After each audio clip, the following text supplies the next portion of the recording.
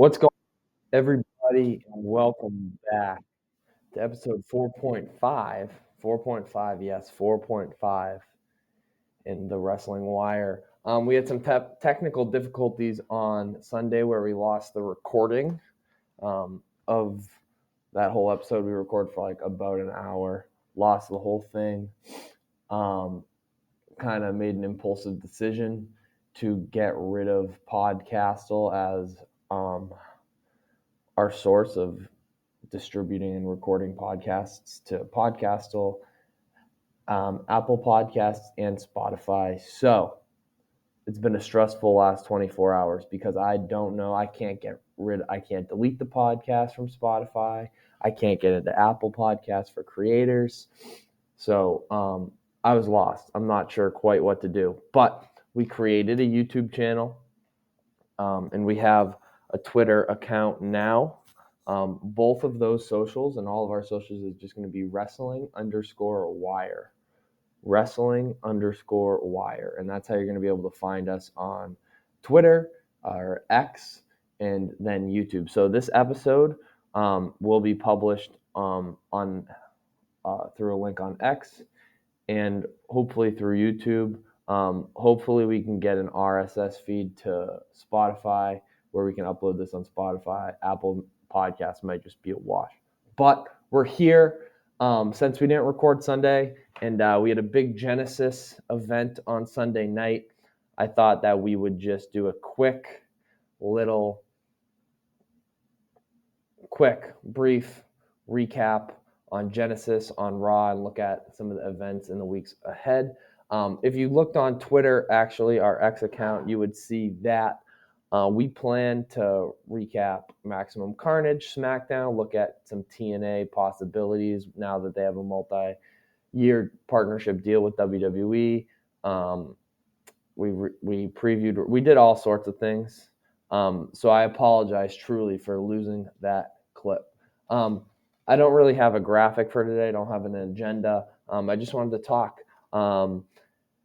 Just a quick talk here. So let's talk about NXT and TNA. Multi-year deal that is going to allow superstars to bounce between NXT and TNA, I believe, but also between WWE and TNA. I think this is huge for wrestling, especially after Genesis, like watching Genesis. I think it was amazing. Like they had a great show, great turnout, great crowd. And I think this is going to be huge just both ways for both WWE and TNA.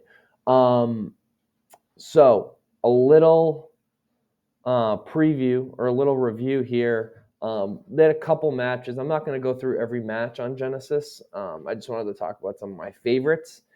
The first one was Tessa Blanchard and Jordynne Grace. Tessa Blanchard's first match back in TNA in 5 years now, and Jordynne Grace has been TNA's top female talent, I would say, male and female probably. She's been so dominant. She's been great. So it was really cool to watch this match. The crowd definitely got involved there a little bit, but Tessa Blanchard wins this match. Fans were upset with that result, and now it is rumored that was Jordynne Grace's last match in TNA. So the question is will we see her at the Royal Rumble again? Will we see her in NXT? Where will we see Jordynne Grace? Tessa Blanchard obviously is going to work her way through TNA, maybe become Knockouts Division champion. We'll see what happens. I think these two have great in-ring chemistry. Very back and forth match, especially for Blanchard's first match back in TNA in 5 years. I thought that she looked fantastic in the ring. Jordynne Grace is an awesome performer. She was going to bring it. These two delivered and had a great match. And it was just really good. It was one of the best matches all week, in my opinion. I feel like it was one of really the best matches I've seen since I started this podcast. Really, last week we talked about Penta's debut a little bit. and how great of a match I thought that was between him and Gable. Gosh, I'm thinking about all the this year. I mean, it was one of it probably was one of the greatest matches like this year so far. It was so good. It was a long match. You didn't know who was going to win or when it was going to happen. Um, and yeah, I think there was, like I said, in-ring chemistry was outstanding. Now, what's next? I think I said Tessa Blanchard works her way up in TNA. Maybe we'll see her in NXT. But for Jordynne Grace, I think it's WWE. I don't think we go back to NXT for her, especially with Roxanne Perez. I don't think there's anything for her to accomplish there. I think that we bring her right up to WWE now. I think that is scary because at first she only had one really storyline with Roxanne Perez in NXT. So she could get lost in that shuffle between NXT and WWE. But I think she's that good. She definitely proved it in this match. And I'm very, very excited to see the future of Jordynne Grace. This was one of the best matches all night. And if it wasn't for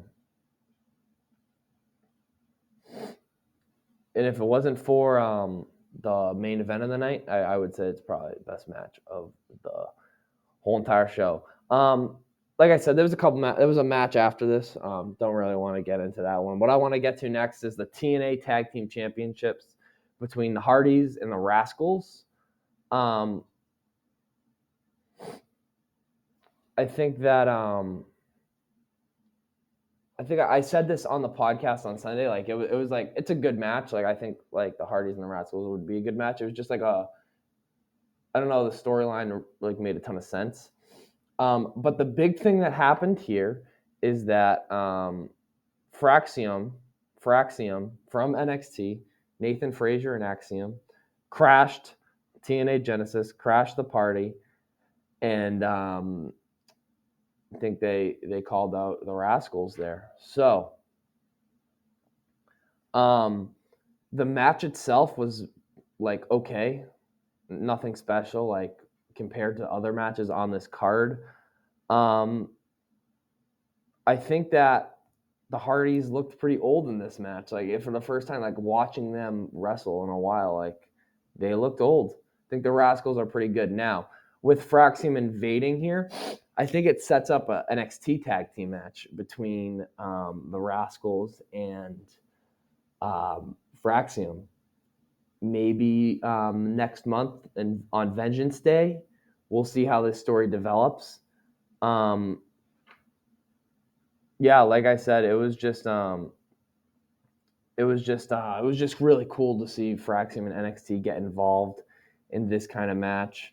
And yeah, we'll see where it goes. Like it was like I said, like I don't really know what other way to put it. Like it was a boring match. Hardys retain. Fraxium comes out, and tension between them and the Rascals. So we'll see them. I'm sure pretty soon. Maybe tomorrow night or tonight on NXT. Oh my gosh, it's tonight. NXT is tonight. We'll see. I think we'll get a lot of backlash tonight, which is great. We'll talk more about that later. The next match was Masha Slamovich versus Rosemary in a no DQ, falls count anywhere. There's a lot of weapons like used during this match around the ring. I think some of the weapons that we've seen between like AEW with the barbed wire, WWE with the basic kendo stick chairs, table, blah blah blah. Like you see Slamovich use like a steel pipe and clock Rosemary in the back, and like Rosemary sprays some like green mist. It was pretty cool to see. It was honestly like really, really solid. Not as good as Blanchard and Jordynne Grace, but I think that it was really good. They both kind of got beat up there, and Masha with the victory at the end was the right move because bang, I called this one on Sunday's podcast, and I really wish that it aired because like some of the stuff that happened, like it happened, and I'm like, oh my god, like I called it. Cora Jade shows up, she crashes the party, tension between them. So now we've seen Masa Slamovich on NXT. We've seen Cora Jade on TNA. I think it's time. Let's see them on Vengeance Day. TNA Knockouts Championship on the line. Cora Jade, Masa Slamovich. I think Cora Jade is the perfect person to do this. She like screams TNA to me. Like she was like perfect to challenge for the TNA Women's Knockout Championship. And yeah, I'm pretty sure that we'll see. I'm pretty sure that we'll see some backlash tonight. Hopefully, we get Cora Jade. Hopefully, we get Fraxium. Like I said, so that was kind of the two main like interference things that happened with NXT, which I was pretty pumped about to see them there live. Awesome crowd reaction was awesome to both of them. 2 retains, but I think it sets up possible stories in the future. Now, main event. This was my favorite match of the night, and I don't know if it's because like the result. I mean, the last like half of the match, I would say, or like the last like 10 minutes maybe, it was awesome. Like really, like I didn't know, like I keep saying this. I didn't know who was gonna win. And that's what I love about wrestling. Like I love when I don't know who's gonna win.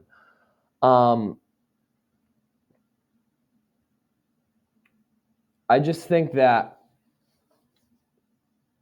it was a long time coming. That's all I'm going to put it. I feel like Nick Nemeth is always due to put on such a great performance. Joe Hendry, his chemistry and his gimmick is unbelievable. It's been so good for so long. And he just really deserved this title win. I didn't really see a ton of chemistry between the two in the ring, which may have like caused some faulties during the match, but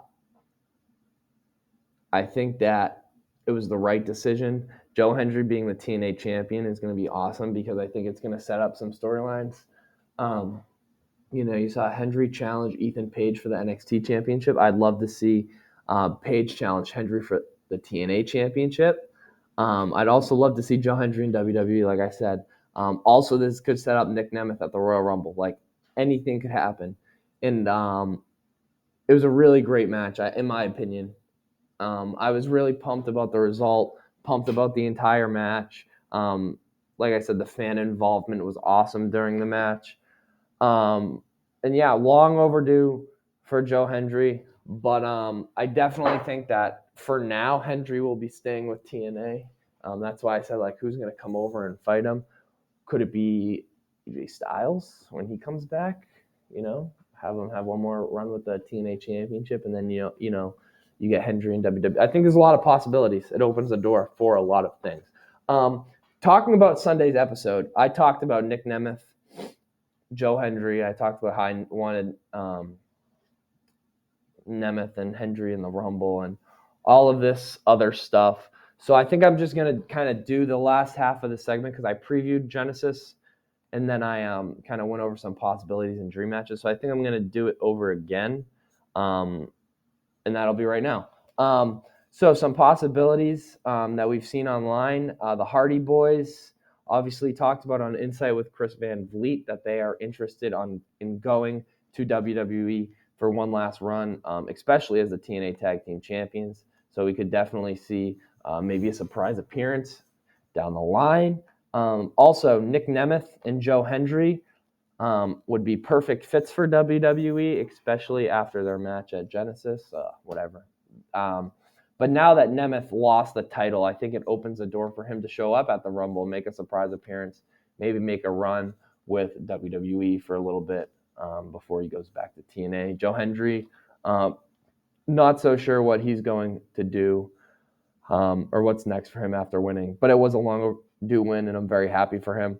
Also, somebody I'd love to see from TNA, not really TNA, but someone to go to WWE in this deal. I think it also opens the door for Matt Cardona to show back up in WWE. And now that we got the Rascals and Fraxium, and same with Masha Slamovich, I think that we could see them both in NXT or WWE very, very soon.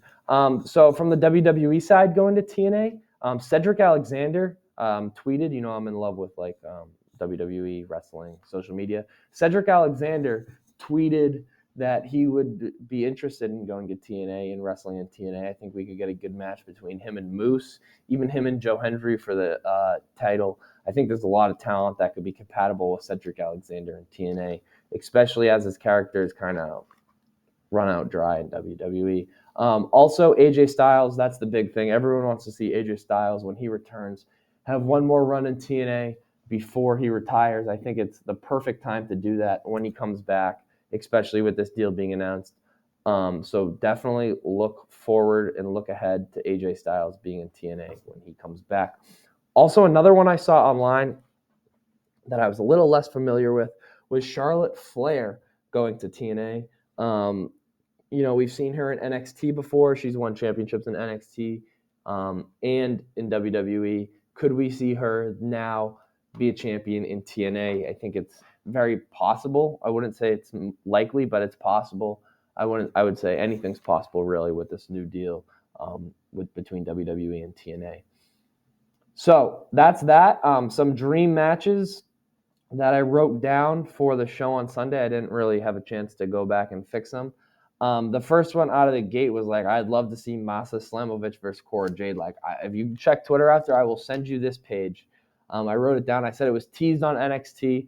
Again, now it's teased on TNA. I think we're getting it, so I'd love to see it. Another thing now I think is more possible since Jordynne Grace is moving on from TNA was Jordynne Grace and Rhea Ripley for the Women's Championship. I think that both these women are absolute powerhouses, absolutely workhorses and machines in the respectful women's divisions.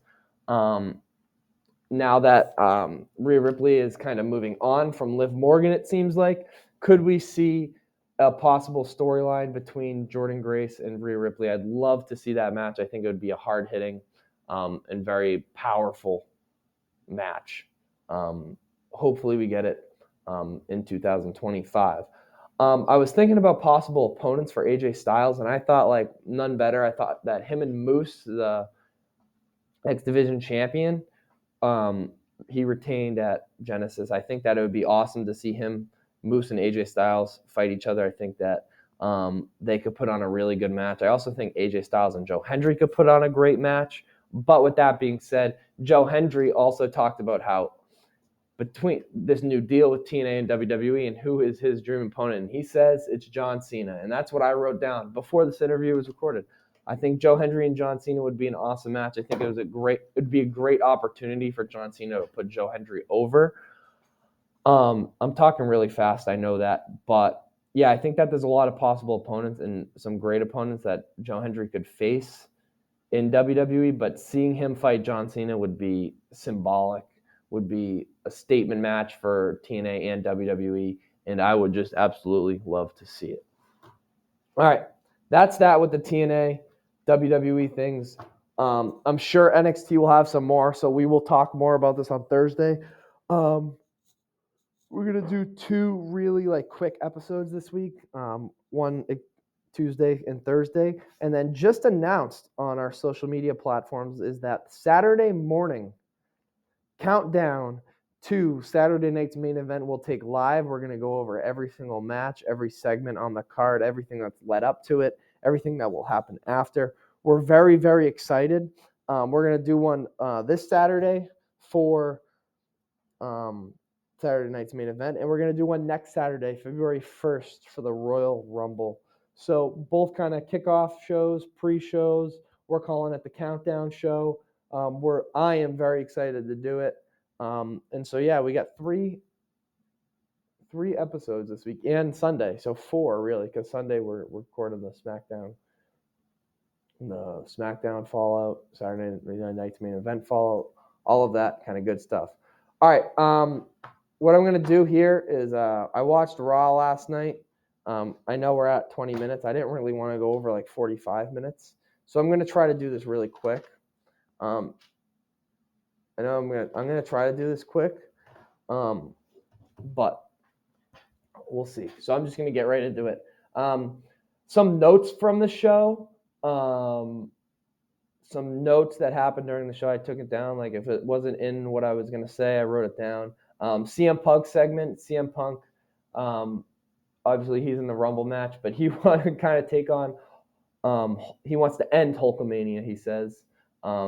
I don't think that we'll see that soon. I don't know really what the point of that was, but something to note for sure. Also, the JBL return was pointless, but he returned on commentary in the second match between Rey Mysterio and Kofi Kingston.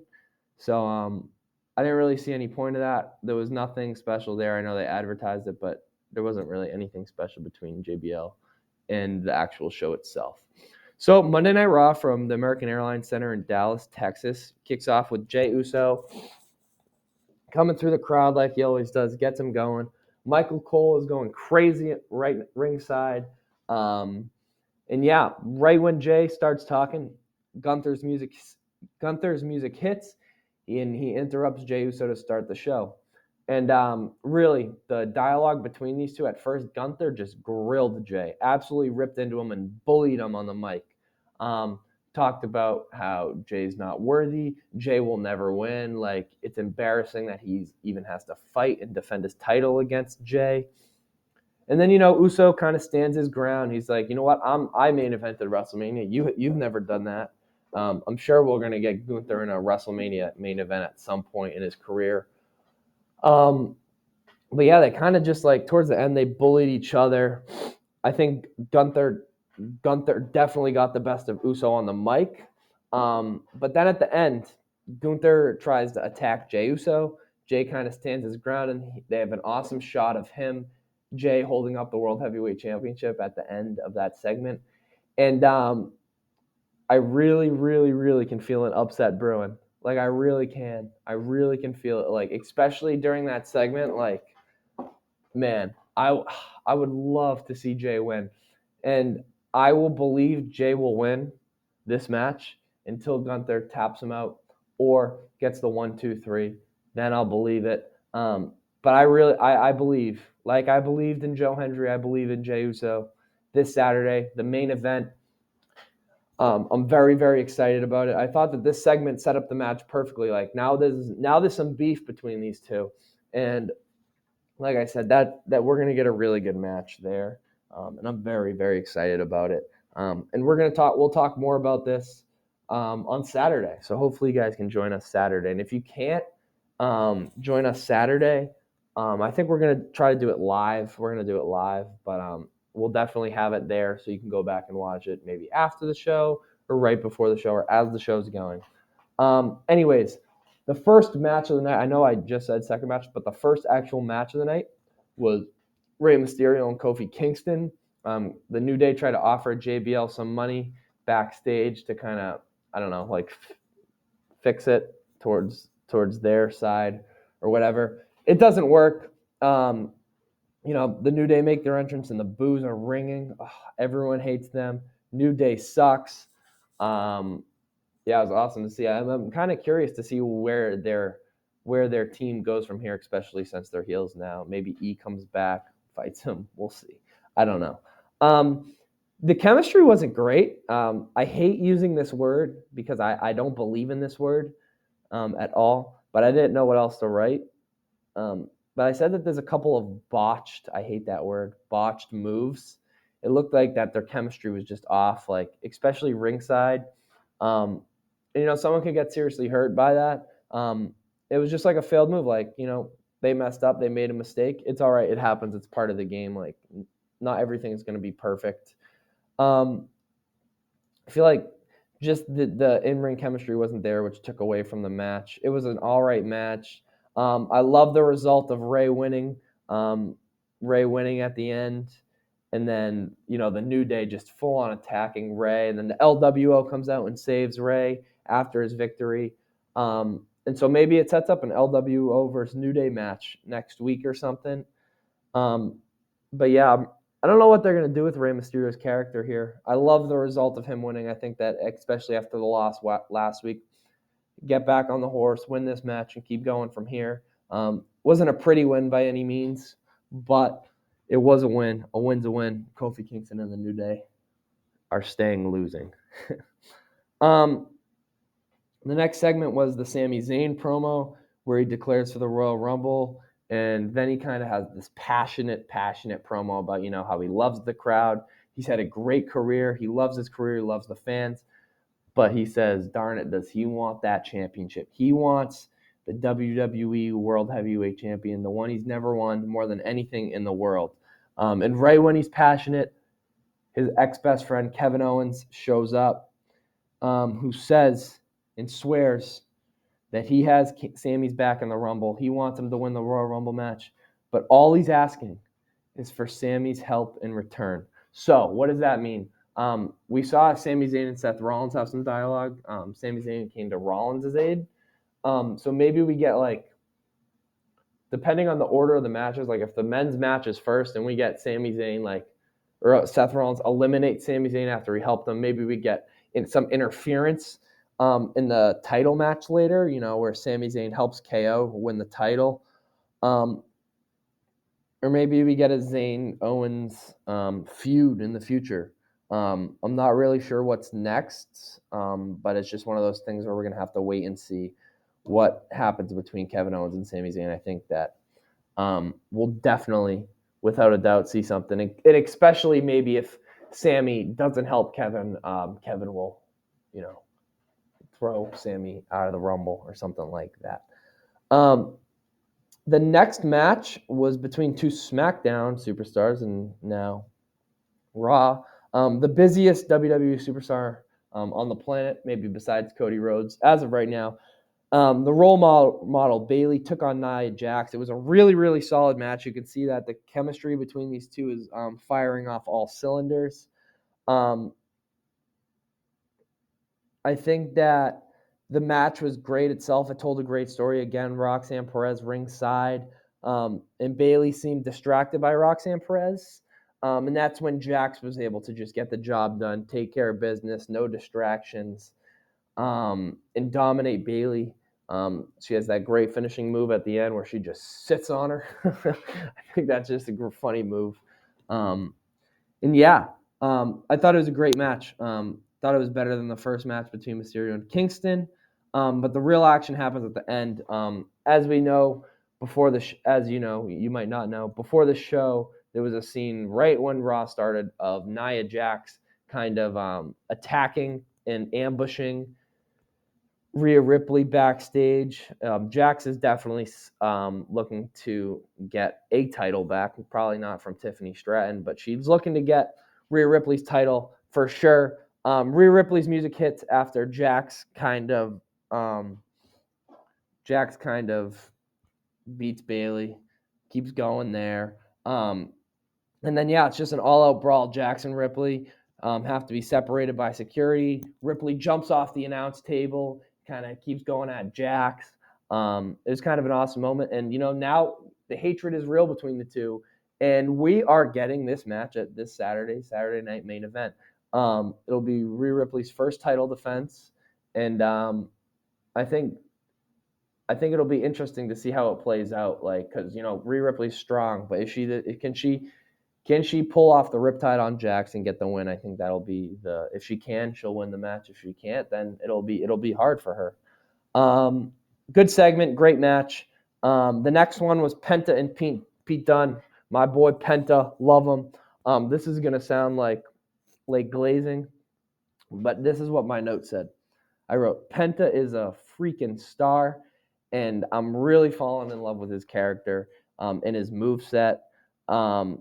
Also, he was kind of cocky during the match. He said Cero Miendo, to Pete Dunne's face, mid-match. Love the cockiness there.